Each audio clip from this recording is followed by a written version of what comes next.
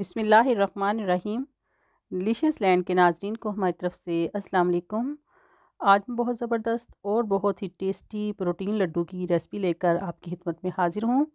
ये प्रोटीन बाल हैं, इसके अलावा ये सर्दियों की सौगात है, हर घर में बनाए जाते हैं। अलसी की पिनियाँ बहुत ही टेस्टी होती हैं और बहुत ही हेल्दी होती हैं, ओमेगा 3 और प्रोटीन का ख़जाना होती हैं।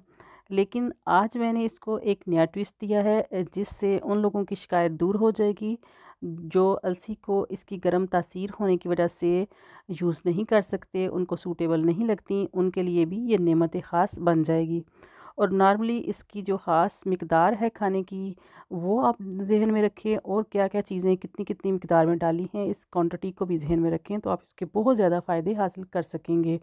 ये बढ़ते हुए बच्चों के लिए बहुत ज़्यादा अच्छी हैं और वेट लूज़ करने के लिए भी बहुत ही परफेक्ट हैं, लेकिन टाइम का और इसकी मिकदार का ख्याल रखना बहुत ज़रूरी है।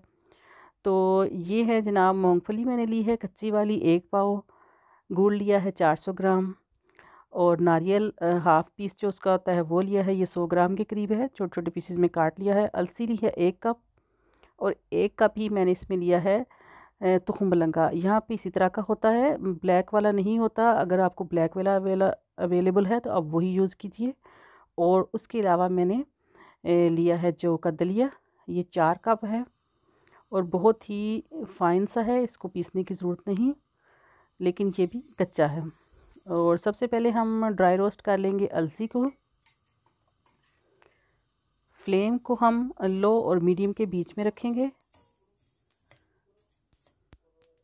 और बहुत अच्छे से इसको ड्राई रोस्ट कर लेंगे जब तक कि ये इस तरह क्रैकल ना करना शुरू हो जाए और इसमें से अच्छी सी खुशबू आ जाए। थोड़ा सा ये फूल भी जाते हैं इसके जो सीड होते हैं, लेकिन इस चीज़ का ख्याल रखें कि ये जले ना।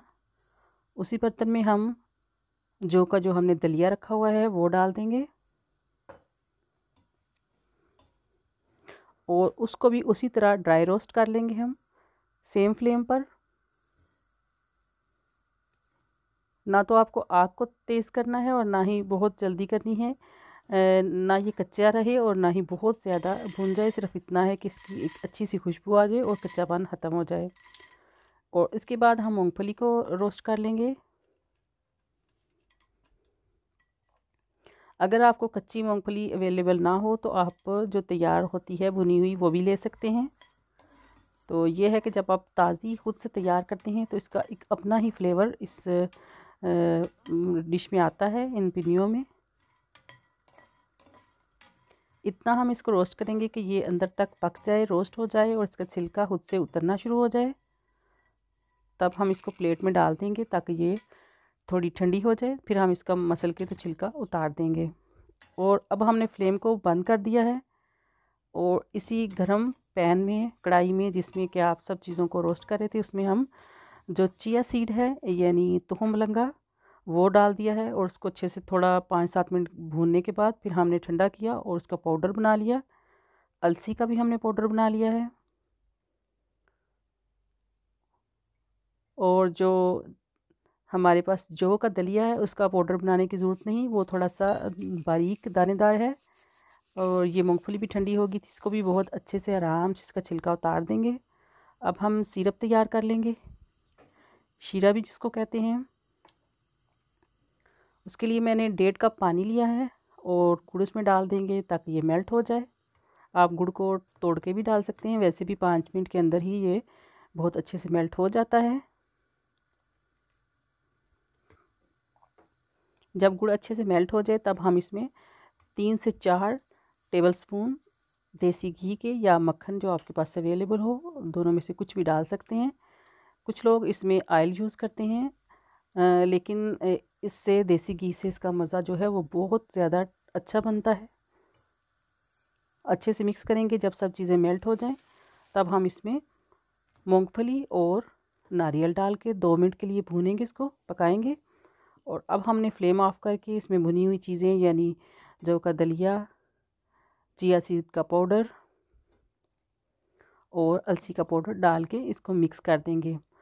तो आपने इस चीज़ का ख्याल रखना है, एक तो ये बाल छोटे छोटे साइज़ के हों, और दूसरा अगर आप वेट लूज़ के लिए यूज़ कर रहे हैं तो एक छोटा बाल आप सुबह नाश्ते में लेंगे, दूध के कप के साथ या चाय के साथ, और एक रात को सोने से पहले।